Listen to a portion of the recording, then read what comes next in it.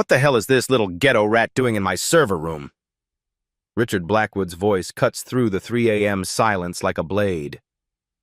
The billionaire CEO towers over 12-year-old Damon Williams, who's crouched beside million-dollar servers with mathematical diagrams spread around him. "Security! Get this piece of trash away from my equipment!" Blackwood grabs Damon's shoulder violently. "I spend $12 million on the best engineers money can buy, and some welfare kid thinks he can just break into my systems?" "Please, Mr. Blackwood, I'm sorry." Elena Williams rushes over, her cleaning uniform wrinkled from the night shift. Her voice trembles as she pulls her son away. "Sorry?" Blackwood's face twists with disgust. "Your kind always thinks sorry fixes everything. I should call the cops right now." "Please don't. We need this job. Maybe next time you'll teach your boy to stay where he belongs." What this racist billionaire doesn't know, the ghetto rat just solved his $2 billion problem. Have you ever been judged by your skin color instead of your brilliance? The confrontation draws a crowd. Early morning employees press against the glass walls of Technova's main floor, watching their CEO humiliate a black woman and her child. 2 years, Blackwood snarls, pacing like a predator. "For 2 years, my MIT graduates have been trying to fix our system crashes, and you let your little criminal play with million-dollar equipment?" Elena's hands shake as she tries to gather Damon's scattered papers. "He wasn't breaking anything, sir. He was just..." "Just what? Stealing corporate secrets? Learning how to hack our systems so his gang friends can rob us blind?" The racist assumptions pour out like poison. Blackwood's voice carries across the open office, ensuring everyone hears his verdict. "People like you don't understand technology. You clean toilets. Your boy probably can't even read properly, let alone understand computer systems." Damon remains silent, clutching his mathematical notebooks. At 12, he's learned that speaking up only makes things worse for his mother. But Dr. Sarah Carter, Technova's head of engineering, notices something impossible on her monitoring screens. The servers haven't crashed in 73 hours. For the first time in 2 years, the system shows perfect stability. Elena Williams has worked the 11 p.m. to 7 a.m. cleaning shift for 8 months. The night differential pays 40% more than day shifts, an extra $280 per week that means the difference between rent and eviction. As a single mother earning $32,000 annually, she can't afford the $180 weekly cost of overnight childcare. So every night she brings 12-year-old Damon to work, hiding him in her supply closet with a sleeping bag and his homework. It's against company policy. Discovery means immediate termination, but Elena has no choice. "You violated our security protocols," Blackwood continued his assault, "bringing unauthorized personnel into restricted areas. That's grounds for criminal charges." His words echo through the glass-walled office. Dozens of employees watch the drama unfold, most pulling out phones to record. "Please, Mr. Blackwood," Elena's voice cracks. "I'm a good worker. I've never missed a shift. Childcare is so expensive and..." "That's not my problem. Your poor planning doesn't excuse corporate espionage."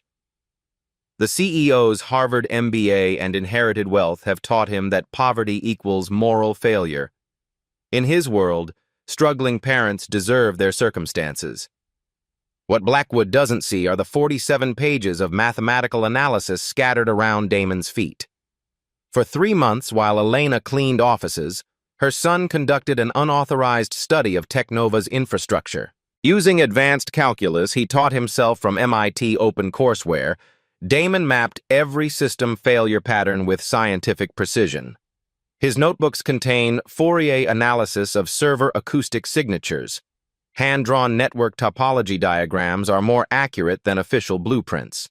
Statistical models predicting system crashes with 97.3% accuracy. This isn't a curious kid playing with computers. This is genius-level systems analysis. But 12-year-old Damon learned early that being smart while black makes adults uncomfortable. Teachers called him disruptive for finishing assignments too quickly. Classmates labeled him weird for reading programming manuals during recess. So he stays quiet, even as Blackwood's racism cuts deeper with each word. Look at this mess. Blackwood kicks at Damon's carefully organized papers. Probably gang signs or drug dealer codes. Elena drops to her knees, desperately gathering her son's mathematical work. The equations and diagrams represent months of intellectual labor, complex analysis that would impress PhD professors. To Blackwood, they're ghetto scribbles. I should call Child Protective Services, he threatens. Clearly, you're an unfit mother if you're exposing your child to criminal environments. The cruelty is calculated. Blackwood knows Elena's greatest fear, losing her son to the system. No, please, Elena begs. He's a good boy. He gets straight A's. He's never been in trouble. Straight A's at what? Some inner-city school? Those grades don't mean anything. Your boy probably can't even do basic math. If Blackwood bothered to examine Damon's notebooks, he'd discover differential equations that most college students couldn't solve. But racism blinds him to evidence contradicting his prejudices. Dr. Sarah Carter arrives early for her 6 a.m. engineering review, expecting to find the usual overnight system crash requiring emergency repairs. Instead, her monitoring dashboard shows something unprecedented. 73 hours of perfect stability, 0 server failures, optimal performance metrics, system efficiency ratings that exceed theoretical maximums. It's mathematically impossible. For 2 years, Technova's servers have crashed every 71.3 hours like clockwork. The pattern is so reliable that Carter's team schedules maintenance around it. But something changed 3 days ago. Something eliminated the problem entirely. Carter's eyes move from her computer screen to the confrontation in the server room. She watches Blackwood terrorize a black woman and her child while perfect system data streams across her monitors. A horrible suspicion forms in her mind. Pack up your cleaning supplies, Blackwood orders. You're fired, and if I ever see you or your little thug near my building again, I'm calling the police. Elena's world crumbles. This job was their lifeline. Health insurance for Damon, steady income, hope for a better future. Please, Mr. Blackwood, I'll work extra shifts for free. You people always want handouts. Always expect others to fix your mistakes. His casual use of "you people" carries centuries of racist conditioning. To Blackwood, Elena and Damon aren't individuals deserving respect. They're representatives of a racial stereotype he learned at country club dinners. Security will escort you out, he continues. And don't think about applying for unemployment. I'll make sure every tech company in Manhattan knows about your criminal negligence. The threat is designed to destroy any chance of future employment. Blackwood wields his wealth like a weapon, ensuring Elena's family faces complete economic devastation. But Dr. Carter can't ignore the data. 73 hours of perfect system performance. She examines the server logs, searching for answers. The improvement began exactly when overnight cleaning schedules changed, when Elena started bringing her son to work. More specifically, it began 3 nights ago, the same time frame when security cameras would have captured any unauthorized access to the server room. Carter pulls up the footage, expecting to find evidence of corporate espionage or sabotage. Instead, she discovers something extraordinary. The video shows a 12-year-old boy working with methodical precision, surrounded by complex mathematical diagrams. His movements suggest deep technical knowledge, not random destruction. And every modification he made improved system performance.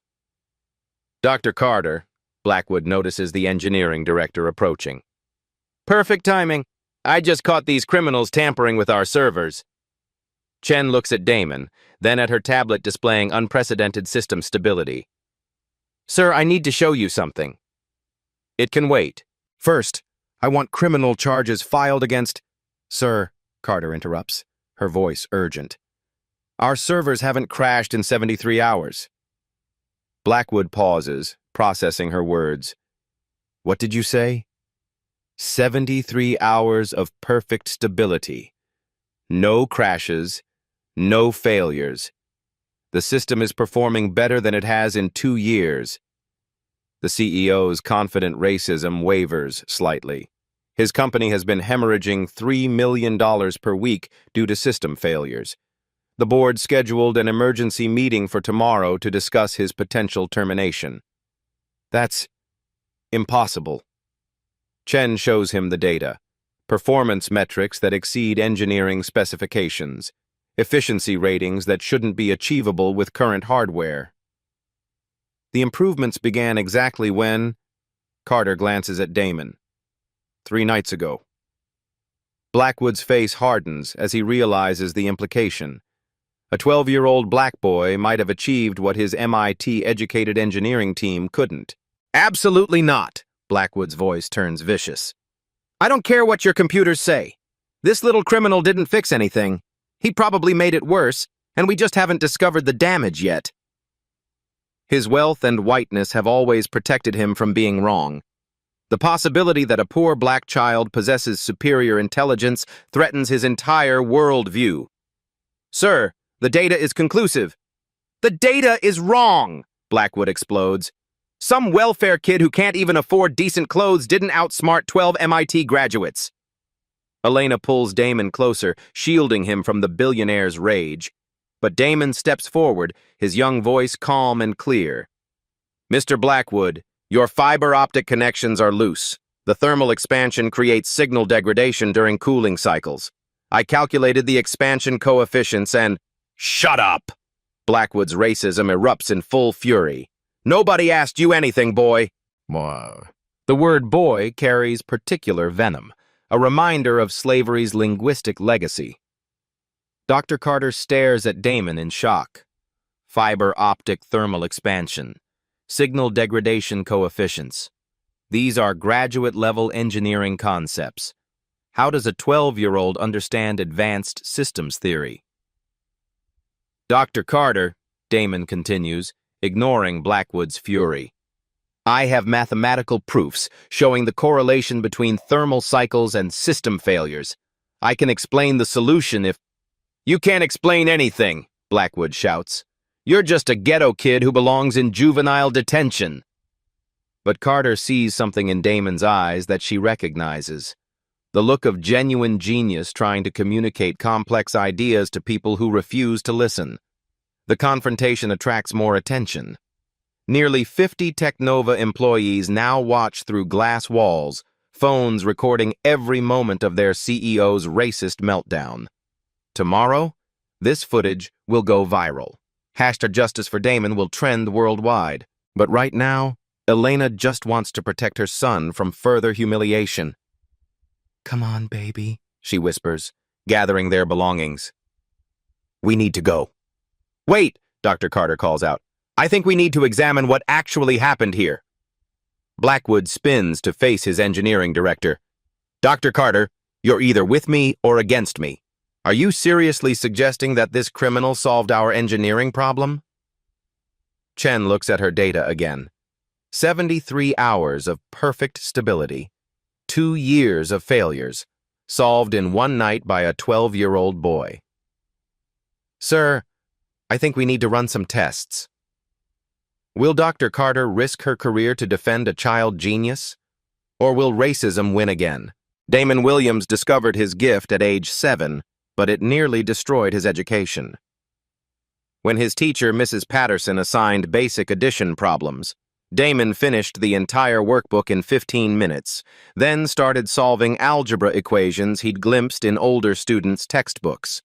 Instead of celebrating his ability, she sent him to the principal for disrupting class. Your son is too advanced for his age, the principal told Elena during a conference that felt more like a tribunal. He makes other children feel inadequate. Perhaps he should repeat kindergarten to develop appropriate social skills. They wanted to hold back a mathematical prodigy because his intelligence made mediocre students uncomfortable. Elena fought the decision, but as a single mother working 2 minimum-wage jobs, she had little power against institutional prejudice. The school's solution was to place Damon in gifted programs that existed only on paper. Budget cuts had eliminated actual resources years earlier. So while his classmates learned basic arithmetic, Damon taught himself calculus from library books during recess, hiding his brilliance to avoid further punishment. The isolation was brutal. Teachers labeled him difficult when he asked questions beyond their knowledge.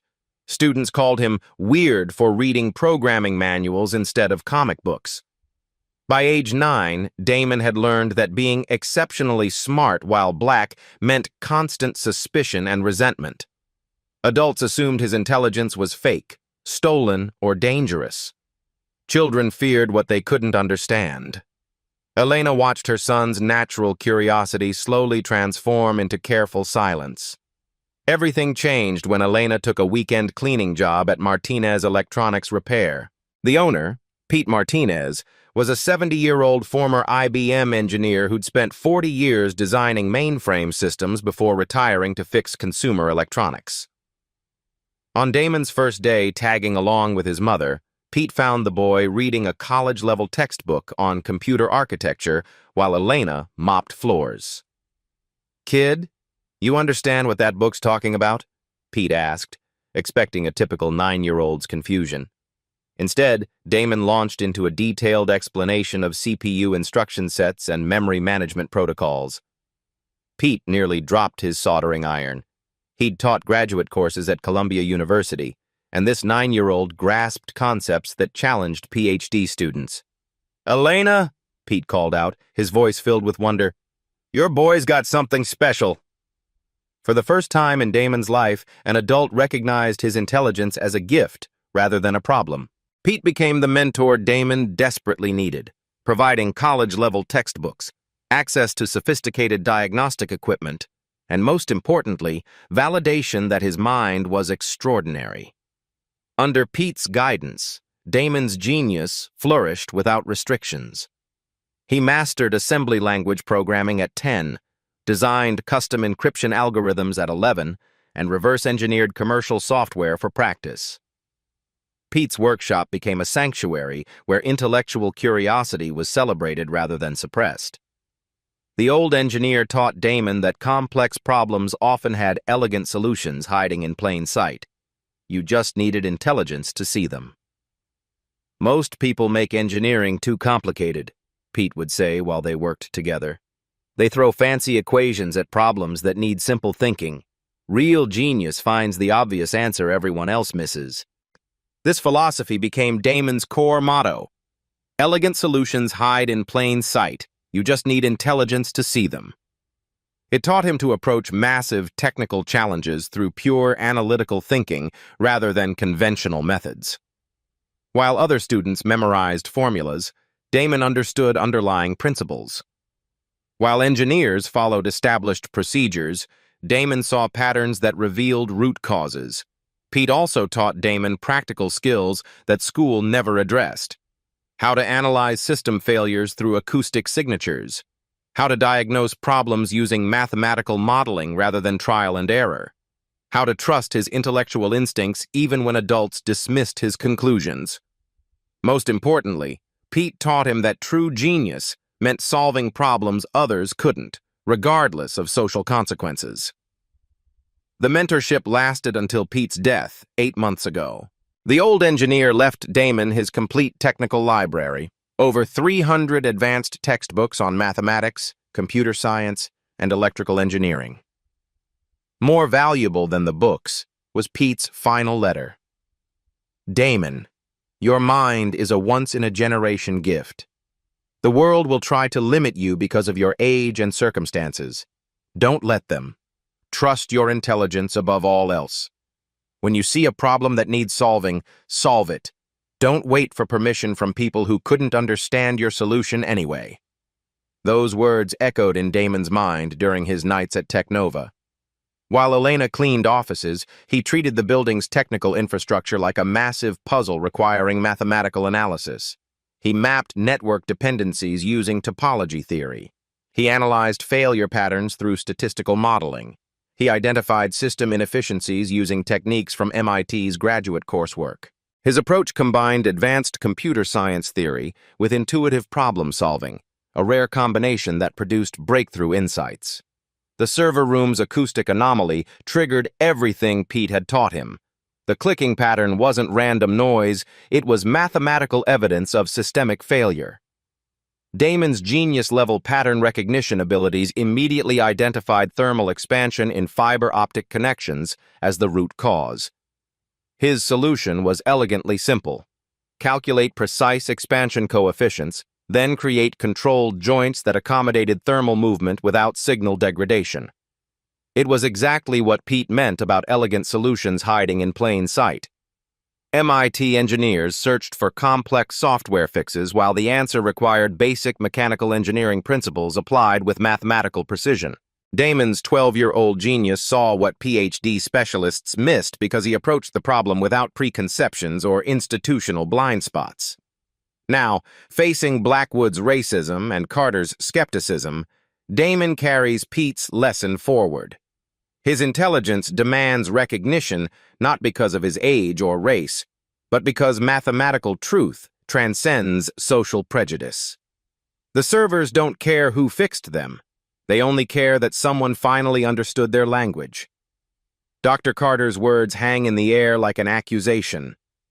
The possibility that a 12-year-old black boy solved Technova's most critical problem threatens everything Blackwood believes about intelligence, race, and social hierarchy. Run tests? Blackwood's voice drips with contempt. You want to waste company time because some welfare kid touched our equipment? Dr. Carter, I'm questioning your judgment. The threat is clear. Carter's 20-year career at Technova could end if she pushes this further. But the data doesn't lie. 73 hours of perfect system stability after 2 years of failures. Sir, if there's even a possibility that he identified our problem, there's no possibility, Blackwood explodes. A ghetto kid who probably can't even spell computer didn't outsmart 12 MIT graduates earning 6-figure salaries. His racist assumptions echo through the glass-walled office, captured on dozens of employee phones. By evening, this footage will launch a social media firestorm that destroys reputations and careers. But Blackwood's privilege blinds him to consequences. Rich white men rarely face accountability for their prejudice.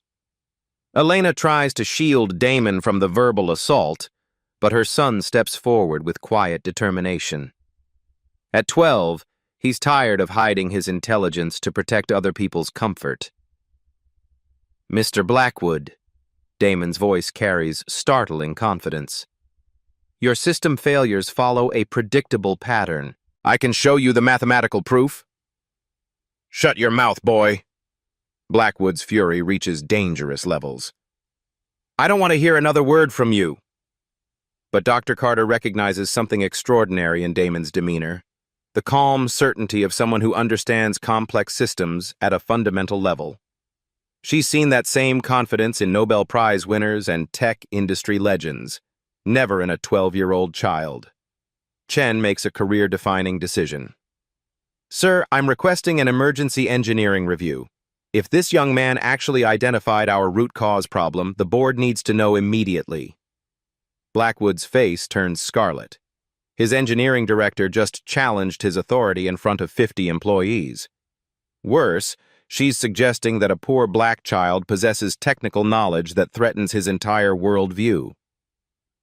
Dr. Carter, you're walking a very dangerous line.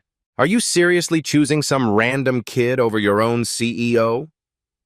The question forces Carter to choose between corporate loyalty and scientific integrity.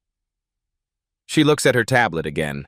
73 hours of unprecedented system stability. 2 years of engineering failures potentially solved by a 12-year-old genius. Sir, I think we owe it to our shareholders to examine all possibilities. Chen's diplomatic language can't hide the implications. Technova is 47 hours away from losing their $2 billion Department of Defense contract due to continued system failures. If Damon actually solved their problem, ignoring his solution could bankrupt the company. Blackwood realizes his position is becoming untenable. His racist instincts war with economic necessity. Admitting that a black child outsmarted his entire engineering team would humiliate him publicly. but losing the Pentagon contract would destroy him financially. Fine, he snarls through gritted teeth. We'll hold an emergency review, but when this little criminal can't explain anything technical, I want him arrested for corporate sabotage. The gauntlet is thrown. Damon must prove his genius in front of hostile judges who've already decided he's intellectually inferior. Within an hour, Technova's main conference room fills with skeptical faces. 12 senior engineers with degrees from MIT, Stanford, and Caltech arrange themselves around a massive table, their expressions ranging from amusement to outright hostility. They've spent millions of dollars and thousands of hours trying to solve the system failure problem. The suggestion that a 12-year-old succeeded where they failed is professionally insulting. Board members join via video conference, their faces stern with financial concern. Technova's stock price has dropped 30% due to reliability issues. Their careers depend on resolving this crisis immediately. Elena sits beside Damon, her cleaning uniform a stark reminder of their social status in this room of power suits and advanced degrees. Every person here earns more in a month than she makes in a year. Their son faces intellectual judgment from people who've never questioned their own privilege or intelligence. The visual contrast is devastating. 12-year-old Damon sits at the head of a conference table, surrounded by Pete's diagnostic tools and 47 pages of handwritten mathematical analysis. Across from him, 23 adults with over 400 combined years of technical education prepare to demolish his credibility. "This is ridiculous," mutters lead engineer James Patterson, MIT class of 1995. "We're wasting time that could be spent on actual solutions." "The kid probably can't even read our system specifications," adds senior developer Maria Rodriguez, Stanford PhD in computer science. Their dismissive comments reveal deep-seated assumptions about intelligence and social class. In their world, genius requires expensive education and proper credentials. A poor black child couldn't possibly understand concepts they struggle with daily. But Dr. Carter has called in an external expert to ensure objective evaluation. Dr. Marcus Thompson, legendary systems architect and MIT professor emeritus, appears on the main screen via video conference. His reputation is unassailable. 40 years of groundbreaking research, author of foundational computer science texts, designer of Pentagon defense networks. "Dr. Thompson," Carter begins, "thank you for joining us. We have an unusual situation requiring expert analysis." Thompson's weathered face shows curiosity rather than prejudice. "Dr. Carter, you mentioned something about unprecedented system stability. What exactly has occurred?" "Our servers haven't crashed in 73 hours. The longest previous uptime was 68 hours, and that happened only once in 2 years.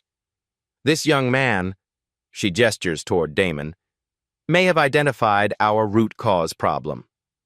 Thompson's eyebrows rise slightly. Decades of academic experience have taught him that breakthrough insights often come from unexpected sources. "How old is the young man?" 12, sir."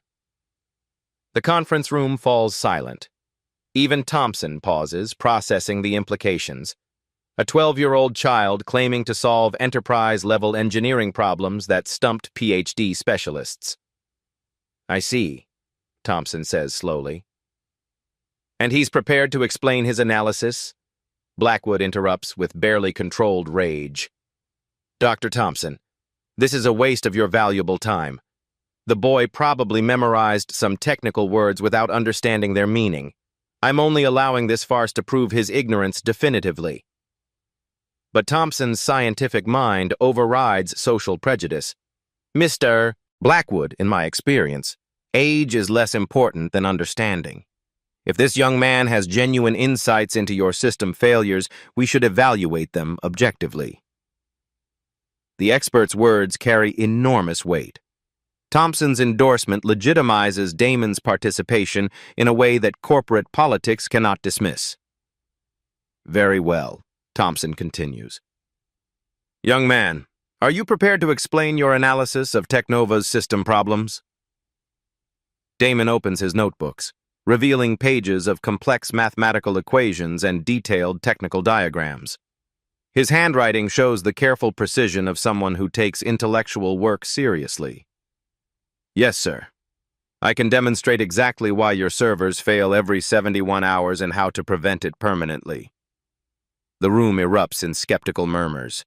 Senior engineers exchange dismissive glances. Board members lean forward with financial concern. Elena grips her son's hand, knowing his entire future depends on the next few minutes. Blackwood's racism reaches a breaking point. This is insane. We're letting a welfare kid waste everyone's time with made-up nonsense. But Dr. Thompson's voice cuts through the hostility with academic authority. Mr. Blackwood, let's allow the young man to present his evidence. Mathematical truth doesn't depend on the age or background of whoever discovers it. Damon stands slowly, 12 years old but carrying the intellectual confidence of a seasoned researcher. Around him sit adults who've already decided he's incapable of understanding their technical challenges. In the next few minutes, a child genius will either change their minds forever or confirm their worst prejudices about intelligence, race, and social class. The entire future of Technova hangs in the balance. Damon opens his first notebook, revealing pages of mathematical equations that would challenge graduate students. His handwriting shows careful precision, every symbol perfectly formed, every calculation methodically organized. I used Fourier analysis to map the acoustic signatures of your server room over 127 operational hours, he begins, his 12-year-old voice steady despite the hostile audience. Lead engineer Patterson snorts with derision. Kid probably doesn't even know what Fourier analysis means. He's just repeating words he heard somewhere. But Damon continues with mathematical confidence that silences the room. The clicking pattern everyone ignored follows a non-random distribution with direct correlation to thermal cycling events. I calculated the frequency spectrum and identified harmonic resonances indicating mechanical stress in your fiber optic housing systems. Dr. Thompson leans forward on the video screen, his academic curiosity overtaking initial skepticism. Young man, can you show us your mathematical work? Damon spreads his calculations across the conference table. Page after page of advanced mathematical formulas, statistical analysis charts, and acoustic modeling equations. The sophistication is immediately apparent. This isn't copied homework or memorized facts. This is original research conducted with PhD-level rigor. Dr. Carter cross-references Damon's calculations with 2 years of system failure logs on her laptop. Her face shows growing amazement as the correlations prove accurate. The mathematical model predicts every single crash we've experienced, 97.3% accuracy. Patterson grabs one of Damon's notebooks, scanning the equations with increasing disbelief. These statistical models are graduate-level work. Where did you learn advanced thermodynamics? I taught myself from MIT OpenCourseWare and engineering textbooks, Damon replies matter-of-factly. Mr. Martinez left me his technical library when he died. The casual mention of self-directed learning at this level stuns the room. Most engineers struggle with concepts this 12-year-old absorbed independently. But Blackwood refuses to accept evidence contradicting his racial prejudices. Anyone can copy equations from textbooks. That doesn't prove he understands what they mean. Dr. Thompson intervenes with academic authority. Mr. Blackwood, I've reviewed this young man's mathematical work. The statistical modeling shows theoretical understanding that most PhD students don't achieve. He didn't copy these calculations. He derived them independently. The expert's validation carries enormous weight, but Blackwood's racism intensifies rather than retreating. You're all being fooled. This ghetto kid is playing some kind of con game. His desperate denial reveals the psychological trauma of having fundamental beliefs challenged. Blackwood's entire worldview depends on black inferiority. Admitting Damon's genius threatens his sense of racial superiority. Damon proceeds to his second revelation with scientific calm. The mathematical analysis revealed that thermal expansion in your Corning SMF28 fiber optic cables creates micro-movements in connection housings when temperature variance exceeds 2.7 degrees Celsius over 68-minute cycles. Senior Engineer Rodriguez checks the cable specifications on her tablet. Those are the exact cables we use. How does a 12-year-old know our technical specifications? I mapped your network topology by observing cable runs during my mother's cleaning shifts, Damon explains. I also analyzed thermal patterns using infrared thermometry principles I learned from Peterson's engineering handbook. The casual display of technical knowledge leaves PhD engineers speechless. This child possesses practical understanding they've never developed. Chen runs live diagnostics while Damon explains his thermal analysis. He's correct about the temperature cycling. Our monitoring systems show exact correlation between thermal variance and connection degradation. But Damon's insight goes deeper than simple correlation. Your monitoring software interprets micro-disconnections as hardware failures, triggering unnecessary failover protocols that cascade into system-wide crashes. The real problem isn't software bugs, it's mechanical stress causing false error reporting. Dr. Thompson's excitement becomes visible on screen. Extraordinary. This young man identified a multi-vector failure that combines thermal physics, signal processing, and systems analysis. The theoretical approach demonstrates sophisticated engineering thinking. Patterson examines Damon's network diagrams with growing professional respect. These topology maps are more accurate than our official blueprints. The mechanical stress analysis follows advanced engineering principles I didn't learn until graduate school. The grudging admission reveals how Damon's genius transcends educational barriers. While adults learned theory through formal instruction, his natural intelligence grasps underlying principles directly. Engineer Rodriguez asks a technical question with newfound curiosity. How did you calculate the thermal expansion coefficients without laboratory testing equipment? Damon's answer showcases his mathematical sophistication. I used the thermal expansion formula for silica-based materials, adjusted for your specific cable housing composition. The calculations required integration of thermal conductivity rates across variable temperature gradients. The casual use of advanced calculus concepts silences technical skepticism. This isn't memorization, it's mathematical fluency that surpasses most engineering professionals. But Blackwood's racism reaches pathological levels as evidence mounts. This is impossible. Some street kid didn't learn advanced engineering from library books. He must have gotten help from real engineers. His desperate conspiracy theories reveal the psychological impossibility of accepting black intellectual superiority. Rather than acknowledge Damon's genius, he invents elaborate explanations to preserve racial prejudice. Elena watches her son face this barrage of denial with quiet dignity. At 12, Damon has learned that displaying intelligence while black triggers defensive hostility from insecure adults. Damon reveals his third and most comprehensive insight. I didn't just identify the thermal stress problem.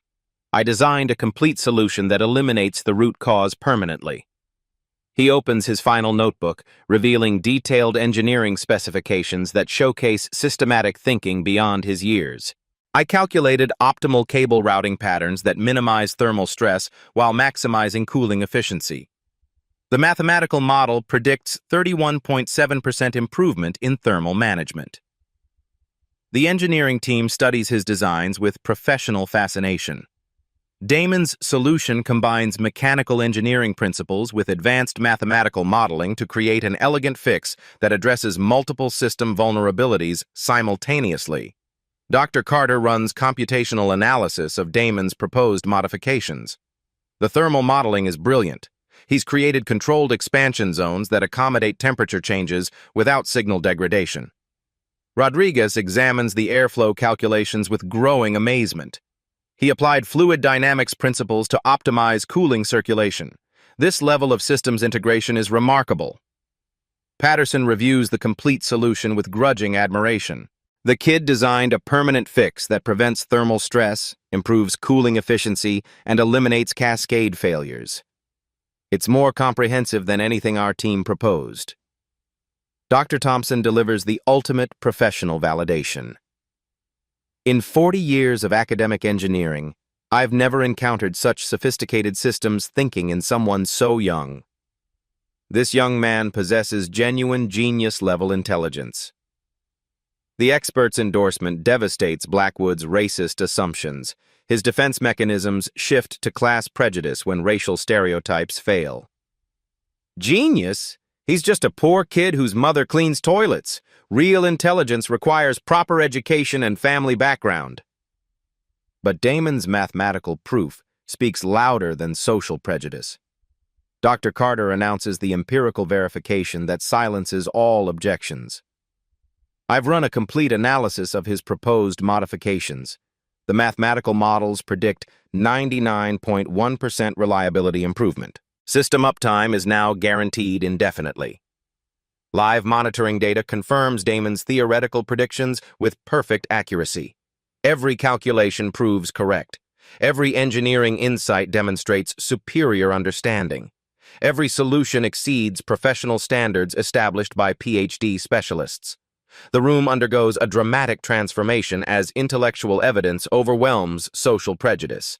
Senior engineers begin asking Damon technical questions with genuine respect, recognizing that his 12-year-old mind grasps concepts they struggle to understand. "How did you learn signal processing theory?" Rodriguez asks with professional curiosity. "What mathematical software did you use for statistical analysis?" Patterson inquires, assuming complex tools. "I did the calculations by hand," Damon replies simply.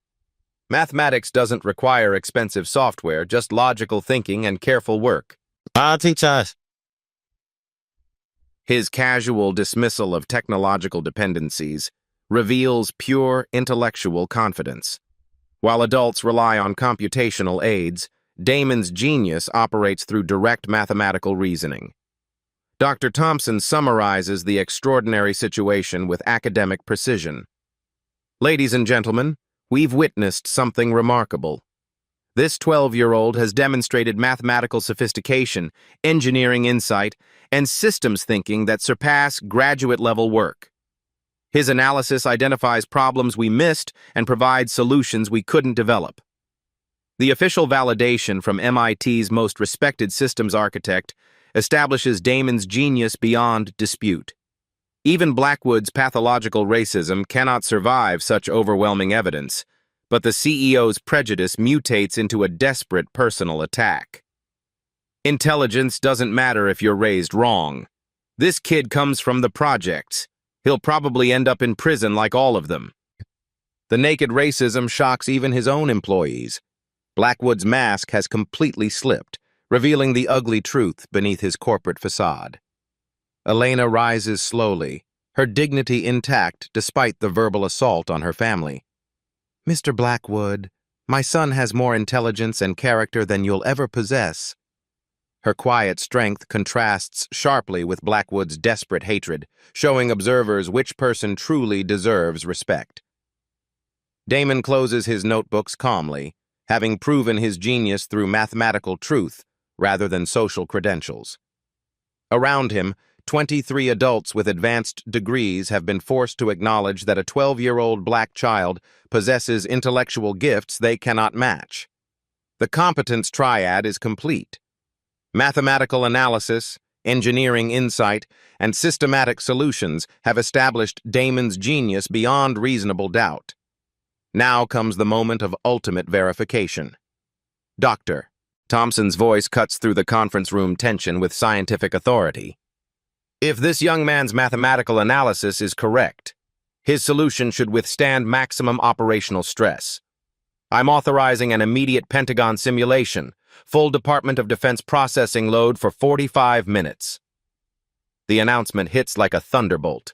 Technova's servers will face the most demanding test possible, running at 127% of normal capacity, the same conditions that previously guaranteed catastrophic system failures. "Sir," Dr. Carter interjects, "if the system crashes during Pentagon testing, we lose the contract permanently." "Exactly," Thompson replies. This will prove definitively whether a 12-year-old genius solved problems that stumped your entire engineering team. Blackwood's face turns ashen. His racist assumptions have backed him into an impossible corner. If Damon's solution fails, the CEO can claim vindication. But if a black child's mathematical brilliance saves the company, Blackwood's prejudice will be exposed as both morally wrong and financially catastrophic. "This is insane," he whispers, but the words lack conviction. 2 years of engineering failures have brought Technova to the brink of bankruptcy. Damon's modifications represent their only hope for survival. Elena grips her son's hand as 300 Technova employees gather around the glass-walled conference room. Word has spread throughout the building. The company's future depends on a 12-year-old janitor's son proving his mathematical genius. Damon arranges Pete's diagnostic tools methodically across the table, his small hands steady despite the enormous pressure. Around him, PhD engineers check monitoring systems with obvious anxiety. Their careers hang in the balance, dependent on solutions they couldn't develop themselves. "Initiating Pentagon stress protocol," Carter announces, her voice tight with nervous energy. Every screen in the conference room displays real-time system metrics. Processing loads climb rapidly past normal parameters as Defense Department simulations push Technova's infrastructure to absolute limits. Damon watches his mathematical predictions unfold with calm confidence. At minute 7, thermal readings spike exactly as his calculations predicted. At minute 12, cooling systems engage according to his thermal management formulas. Every data point confirms his theoretical models with perfect precision. Processing load at 93%, Carter reports, her voice growing steadier as the system holds. Thermal variance within acceptable parameters. Patterson monitors fiber optic connections with amazement. Zero signal degradation. The expansion joints are working exactly as the kid predicted. The casual reference to the kid has transformed from racist dismissal to professional respect. Damon's mathematical genius has earned recognition that social prejudice couldn't prevent. 107% load capacity, Carter continues. All systems maintaining optimal performance. Blackwood stares at the monitoring displays with growing horror. Perfect system stability mocks his racist assumptions about black intellectual inferiority. A 12-year-old child is achieving what his million-dollar engineering team couldn't accomplish. Thermal stress peaking at minute 23.7, Damon announces quietly, reading his handwritten calculations. Maximum expansion coefficients should occur exactly now. The room holds its collective breath as thermal sensors register peak stress levels. This is the moment when systems previously failed catastrophically. Fiber optic connections faced maximum strain. Cooling systems struggled with thermal management. Cascade failures destroyed entire networks. But Damon's modifications hold perfectly.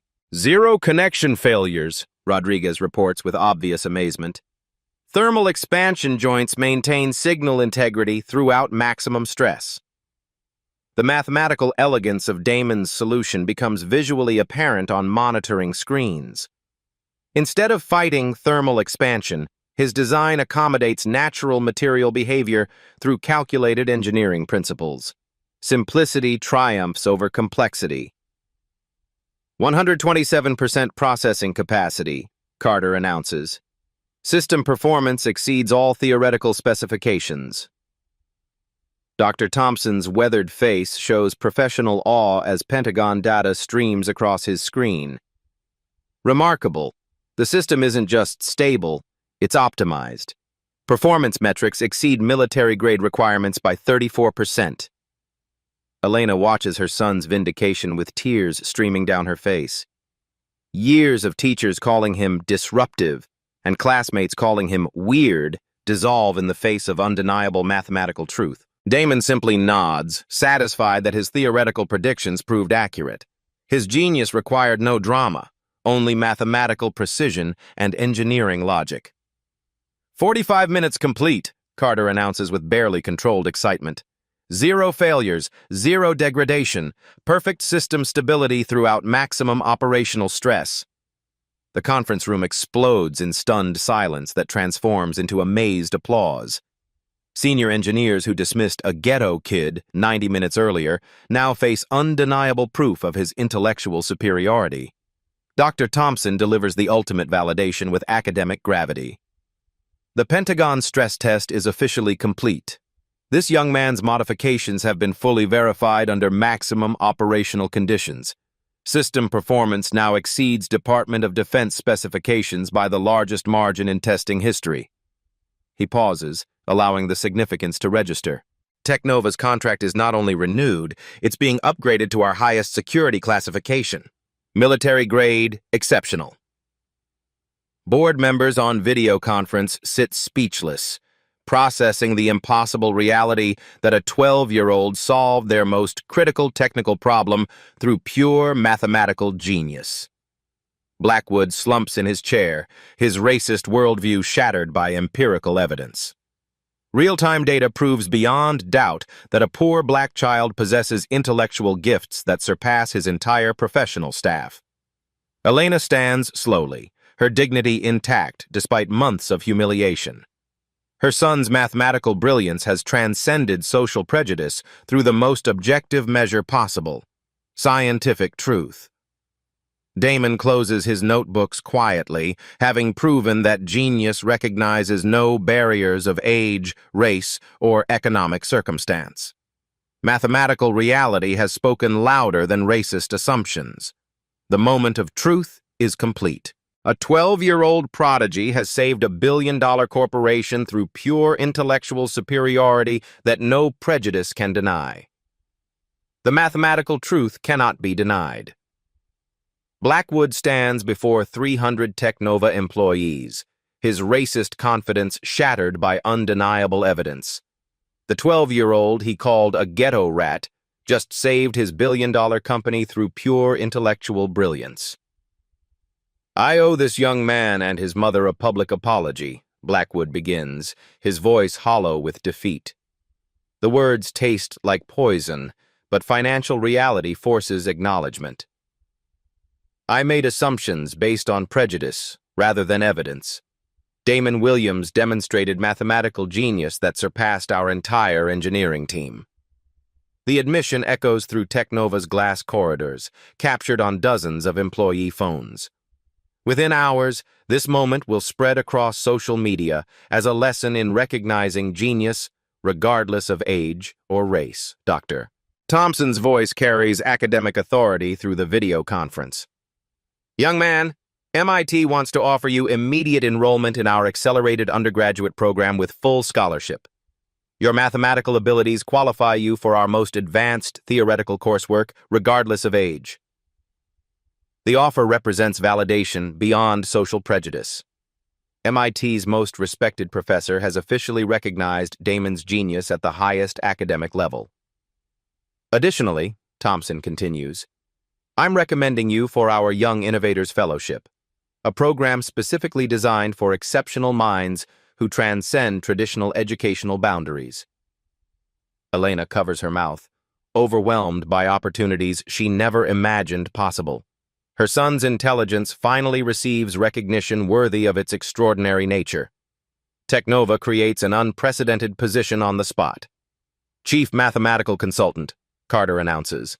Part-time role allowing Damon to work weekends while pursuing accelerated education. His focus will be identifying mathematical problems that traditional engineering approaches miss. The new title acknowledges what everyone witnessed. This 12-year-old possesses analytical abilities that exceed their professional staff. Elena's reward reflects genuine gratitude rather than charity. Her salary increases from $32,000 to $85,000 annually, plus comprehensive family benefits and educational support funding. "Ms. Williams, you raised a mathematical prodigy. We want to ensure he has every resource to develop his extraordinary gifts." Financial security transforms their lives instantly. No more choosing between rent and groceries. No more bringing Damon to work during overnight shifts. No more hiding his intelligence to protect other people's comfort. Technova commits to broader change, establishing partnerships with underfunded schools to identify young mathematical talent from underrepresented communities. Damon's genius has opened doors for other brilliant minds previously overlooked by institutional prejudice. The recognition is complete. Mathematical truth has triumphed over racist assumptions, creating opportunities that seemed impossible 90 minutes earlier. Justice has arrived through the most powerful force imaginable, undeniable intellectual superiority that transcends all social barriers. Within hours, security footage of Blackwood's racist tirade explodes across social media. The visual is devastating. A wealthy CEO in a $12,000 suit calling a brilliant black child a ghetto rat, while that same child's genius saves his company. #Justice. For Damon trends globally as millions share the story. Imagine if he called the police instead of listening, tweets one viral post with 4 million views. This is why we listen to young black voices. Genius doesn't care about zip codes, adds another with 3 million retweets. Professional consequences arrive swiftly. Tech industry leaders distance themselves from Blackwood's toxic behavior. Speaking engagements disappear overnight. Board positions vanish. His reputation transforms from visionary CEO to the racist billionaire who almost fired a child genius. The Tech Leadership Council removes him within 24 hours. Mr. Blackwood's behavior contradicts our diversity commitment. Extraordinary talent deserves recognition regardless of age, race, or background. Financial reality hits harder than social shame. Damon's solution will save Technova $2.7 billion over 5 years. As the youngest mathematical consultant in corporate history, he receives substantial compensation that secures his family's future. The irony is brutal. Blackwood's racism nearly cost him the genius that saved his company. Wall Street analysts note the lesson: prejudice isn't just morally wrong, but economically catastrophic when it blinds leaders to exceptional talent. Academic recognition follows quickly. Mathematical journals request papers on Damon's methodologies. MIT professors use his case in graduate programs worldwide. Dr. Thompson authors Mathematical Prodigies and Systemic Solutions, when age becomes irrelevant. Industry transformation spreads beyond Technova. Google, Apple, and Microsoft announce programs to identify young talent in underrepresented communities. The Damon Protocol becomes standard practice, evaluating ideas on mathematical merit rather than presenter demographics. Blackwood faces personal reckoning. Country club friends avoid him. Wealthy neighbors whisper about his humiliation. His own children express shame after classmates share viral videos. The psychological impact devastates his self-image. For decades, he believed his success proved white intellectual superiority. Damon's genius destroyed that delusion, forcing confrontation with his prejudiced worldview. During a private meeting, Blackwood attempts a genuine apology. "I was wrong about your son, wrong about everything." Damon's response shows remarkable maturity. "Mr. Blackwood, mathematics doesn't care about skin color. Maybe people shouldn't either." The wisdom from a 12-year-old cuts deeper than any condemnation. Technova commits 25% of profits to STEM education for gifted, disadvantaged children. The Williams Foundation for Young Mathematical Minds provides resources Damon never had: textbooks, computer access, mentorship, and recognition that genius appears everywhere. The viral story creates lasting corporate change. HR departments implement bias training. Engineering teams diversify recruitment. Tech executives realize prejudice doesn't just harm individuals, it robs companies of world-changing innovations. Media coverage reaches international audiences. BBC, CNN, and foreign networks broadcast the story as an example of American potential when prejudice doesn't block opportunity. Damon becomes a global symbol of unrecognized genius, finally receiving deserved recognition. Educational institutions worldwide examine their own biases.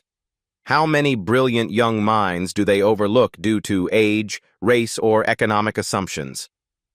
Damon's case forces uncomfortable self-reflection across academic hierarchies. The broader impact extends beyond technology. Medical research, aerospace engineering, and financial modeling begin actively seeking young, diverse voices. Industries realize that breakthrough insights often come from unconventional sources. Blackwood's social media mentions remain permanently toxic. Every Google search of his name returns the racist confrontation alongside Damon's mathematical triumph.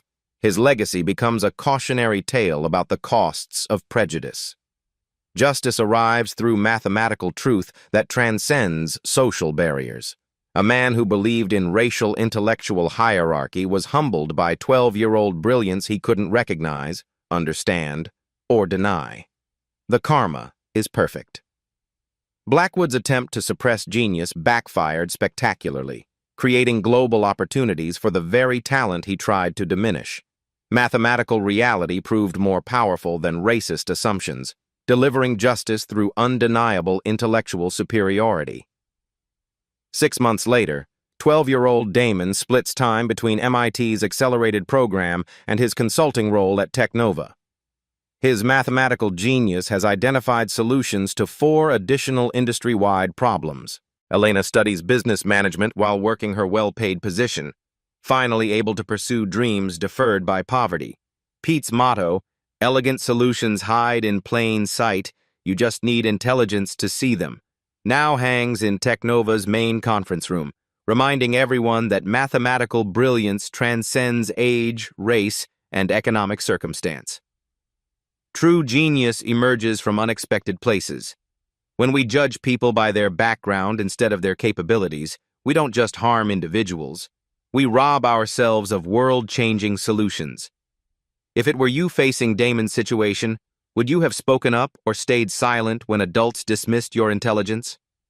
Sharp-eyed viewers will notice at minute 432, there's a detail about Damon's notebooks that reveals the true scope of his mathematical preparation.